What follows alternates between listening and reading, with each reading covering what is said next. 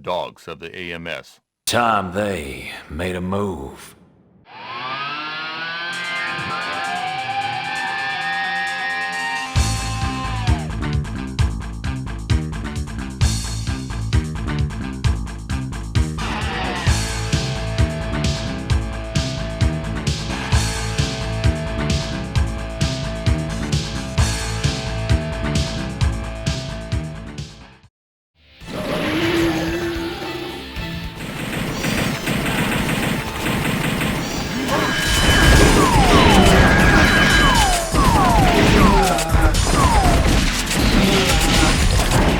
I'm a massive stickler when it comes to on-rail shooters light gun games, and I love them with a passion. Just playing them reminds me of my heydays of going to the arcades with my family, playing either Time Crisis, Point Blank, Virtual Cop, or the House of the Dead. The way of holding the light gun and aiming at the enemies and having actual recoil feedback for every shot, it just feels amazing. But with the rise of the home console being popular, they all got on the bandwagon to make an arcade feel at home with their own light guns packed with their games. With Sega with Virtual Cop and the House of the Dead, and Namco for the Time Crisis series and Point Blank. And later on with the Nintendo Wii having their own motion control with the Wiimote, Sega has hopped onto that opportunity for two games, Ghost Squad and of course the House of the Dead 2 and 3 returns, and their spin-off, Overkill, bringing back the feel of holding the light gun game at home again. But what about the here and now? Since both House of the Dead and Time Crisis had made their final installment, being Scarlet Dawn for the House of the Dead and Time Crisis 5 for Time Crisis being an arcade exclusive, you thought that's where it ends, right? Well, you're halfway right. Though yes, both Sega and Namco will stop there, there's a vast variety of indie devs that would like to make an attempt of bringing their own childhood memories back to life. For a good example, Megapixel that made the House of the Dead remake and published it for the Nintendo Switch in the early 2022s, and for everything else later on. That game have put them on the map of remaking an awesome on-rail shooter. And I will say this in my experience of the first remake, it feels awesome and great. Though the soundtrack was a bit forgettable, but that's one minor problem. But having the ability to have different weapons, now that was a great feeling to deal with zombies. But right after in 2024, that's when I saw it. They were making a remake of the House of the Dead 2, and I was hooked and was ready to relive my childhood memories again, ready to jump in the shoes of James and Gary once more, taking on the zombies again, but in the higher graphics. So I wishlisted it on Steam, and right about on August 7th, 2025, I finally bought the game, downloaded it, and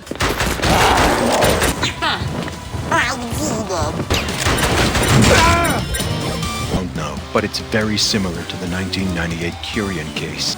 To protect the life cycle.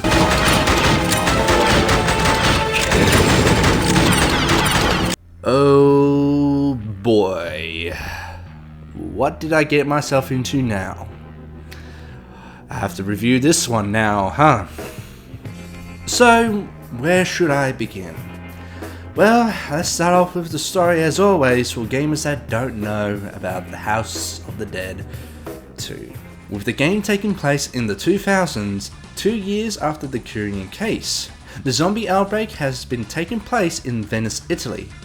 With words reaching to the AMS agency that one of their branches is under attack, they've sent out James, Gary, Amy and Harry to have it under control. Seeing G on the floor wounded and handing over a journal of the new enemies, James and Gary go through the whole town of Venice to prevent the outbreak and saving the civilians. After taking out the Hierophant from the Sunset Bridge, the AMS agent realized that Curian was being supported by a higher power, Goldman. And also that Goldman is the same person conducting the outbreak and paths for James and Gary, going to the underground and the Colosseum to save Amy and Harry from strength, With Harry's last breath, he gave them the coordinates and the keys to his car to reach the Goldman building, with an old friend waiting for them, the magician. With trading bullets and magic, James and Gary make their way to Goldman to put the end of his scheme once and for all. But Goldman has the ace in the hole to protect the life cycle. I think we can do better than that. To protect the life cycle. Better. The Emperor being the last hurdle to stop Goldman. From the hard-fought battle, James and Gary has prevented the crisis and stopped Goldman's scheme. But instead of being taken in, Goldman has decided to take his own life by falling backwards off the building. And depending on what end you get, well, I'll let you lot figure out yourselves. With a story like that, simple and straightforward, how did the remake manage to get so many negative reviews from day one? Well, it's time to talk about the game itself, and I was looking forward to what it can bring, but just looking at the game as a whole, for now it does look halfway done. Well, realizing that this remake was created with the Unity 6 engine for both the first and the second, and with the 5 major patches that was added in within the span of 3 days, they do realize that there were massive bugs and unfinished tasks that they have to go through. But I will talk about the patches later on. Let's get right into the game. For starters, with level 1. The one level that gives the first impression of what the game is all about. And looking at both the original and the remake of the game, you can tell in the original it was more set in a rainy day, giving that atmosphere of horror and action, and dealing with zombies. But not only that, the zombie stands out so well. But looking at the remake, it was supposed to be during the day or the later part of the afternoon. No rain or anything. But with the lighting though, the zombies blend in with the environment. I couldn't even tell if I'm shooting at the building or the damn zombies. If there's one thing I've realized after entering the church and talking to G, there was barely any lighting at all in the remake, and no props as well. Where the original was more proper and easy to see with the lighting, and also environment having more life with a low poly texture. But not only that, what also differs are the cutscenes. With G in the original, you get a different camera perspective to give the player such tension when it's panning around facing to the window, giving that extra fright factor for the players. But with the remake, it did feel soulless, just giving that first person perspective of James and Gary. And with the sudden pan to the window, it just lost its fear factor. While making your way through the whole brown stage, you do realize there's sudden changes of the game, the censorship of the remake. In the original, you're not only just saving adult civilians, you got kids to save from the outbreak as well. A dynamic of duty to just save everyone, but also feeling bad when you realize later on they've lost a family member. In the remake, they swapped it out for a full-grown adult, and still keeping the same lines. My dad's still inside! Don't worry, I'll get him out. Oh good god, I can't keep a straight face after them saying that line. Anyway, continuing on, this is when we come across our first boss, Judgment, and good grief, what have they done? I get it, they want to give the HD quality texture, but you could pick other colors to make it more stand out, especially with the flying imp that blends in so well with the environment and the skybox. But what they also forgot was the pattern of the original, where in the original, if you damage the flying imp, that walking armor Kroll will walk backwards to give the players and the boss enough time to think and what to do next. However, in the remake, the boss only gives the player 1 second of reaction or less, without walking backwards. If you want to make remakes, keep the patterns as it is for the bosses, cause you kept it the same for the others, but not Judgment and the Tower, which I'll get into later on.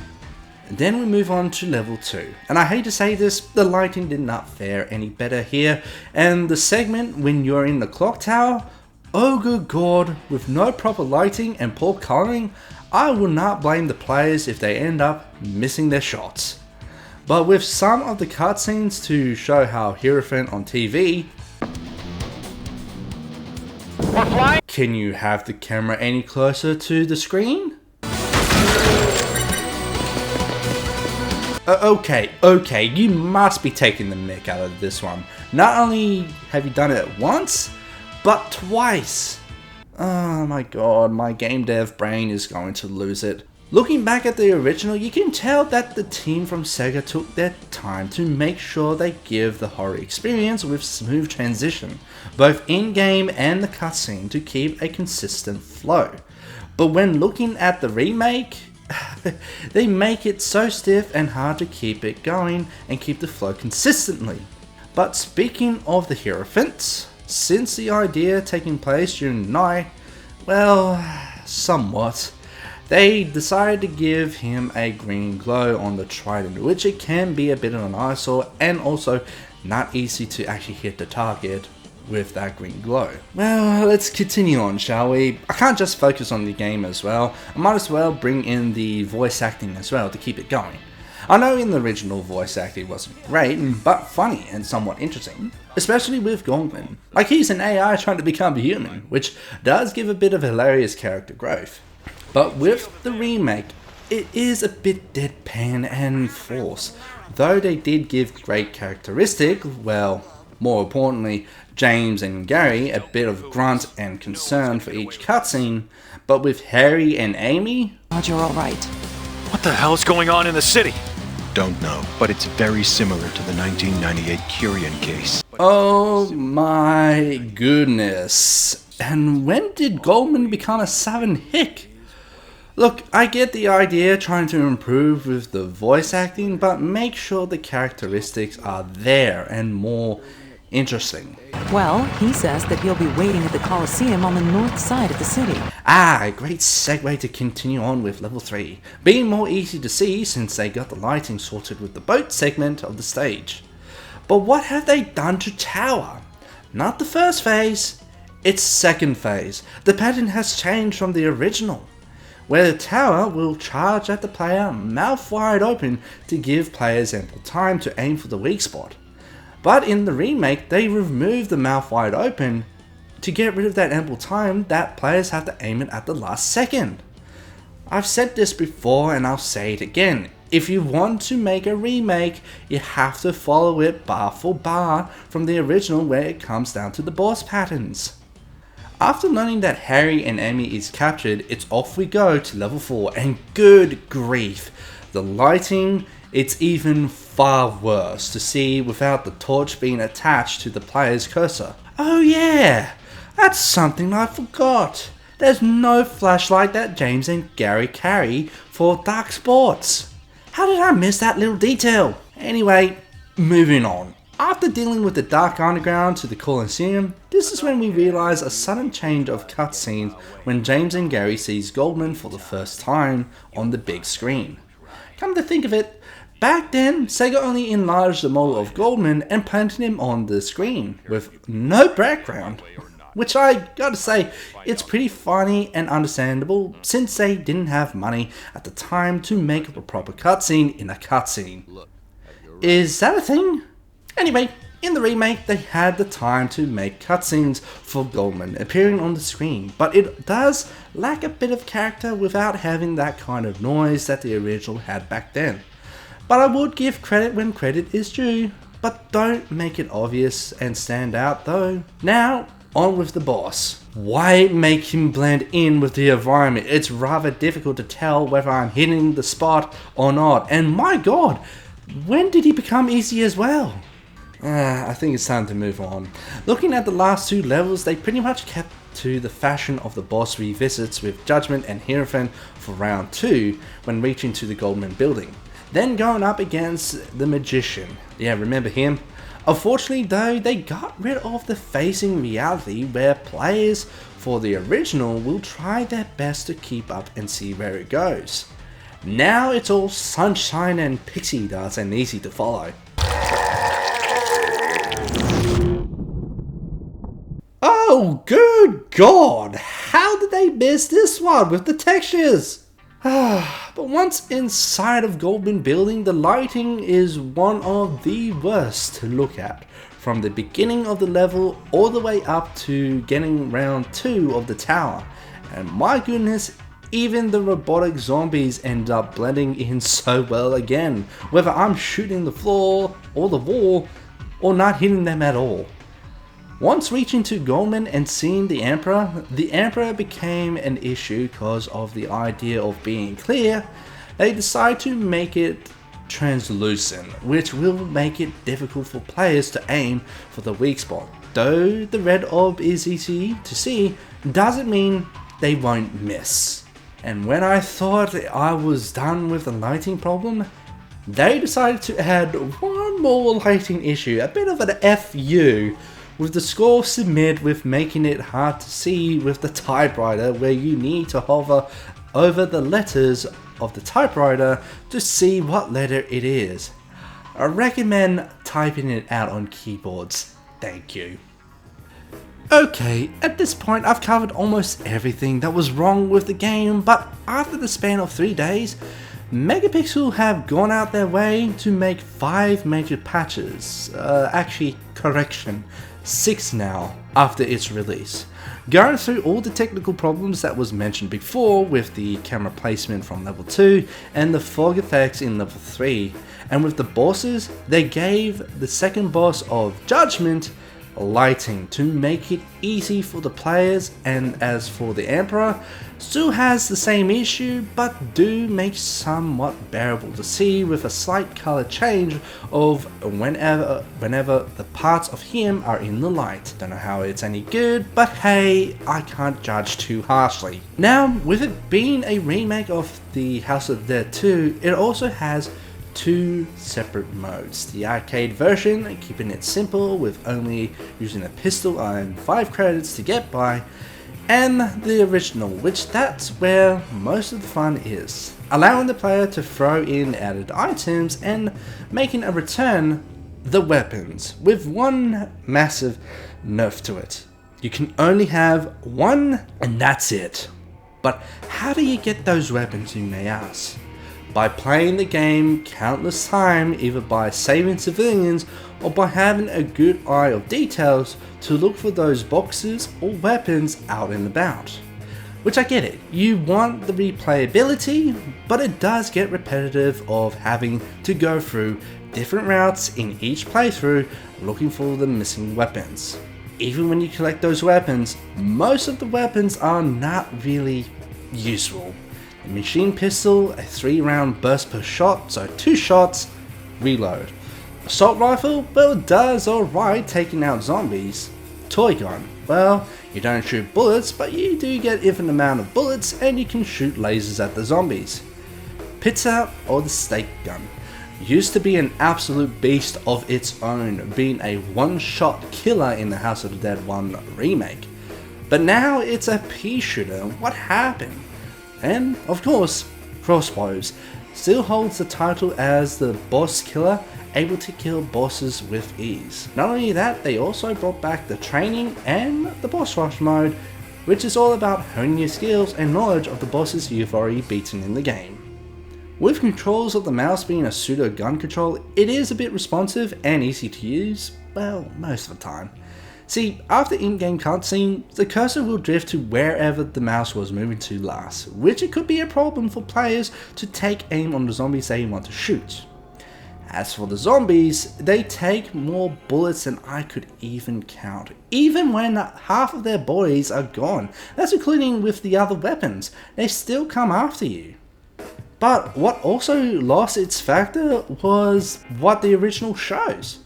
After the zombie is dead, they have that moment of melting away in their own blood to give that kind of fear factor. But here in the remake, which I realized they have done it in the first remake, they end up going into gibs and disappearing into dust. As For music, some of the music are awesome while others can be forgettable. Though yes, the boss themes are good, but not as good as what the original has made. Which luckily, you can switch the music from the remake to original, which if I want to choose a soundtrack to listen to while going on a crazy zombie rampage, I'd rather listen to the original. But enough of the negative, let's look at the positive of the game. I'll give some props from Megapixel. Making a second remake for the House of the Dead series is no mean feat, with all the bosses, routes, and using the Unity engine to make this game. But if they had more time and pushed it back a bit to get all the necessary bugs and graphics issues from the get-go, it would be a great masterpiece of a remake to continue on from there. The gameplay is decent at most for both the original and the arcade version of it, allowing players to try different routes to save different civilians and looking to get some achievements. With the added soundtrack selection for either the remake or the original is a good idea for players like myself that just would love to listen to the classics. On that note, that's the end of the review, and I think I gave everything that I can with this game. I wish I could love this game, I really do. But with the amount of major patches it has gone through after release, really tells me that they didn't think it through before the initial release. But it has been through worse and can come out from under if done correctly. Would I recommend this to any die-hard fans of House of the Dead series? Not really, not for the asking price. Maybe wait for a massive discount or sales to get this game proper. But please, Megapixel, if you ever think of going for the House of the Dead 3 remake, please understand this mistake you did on this remake and improve from there. Understand where you started before and do it correctly.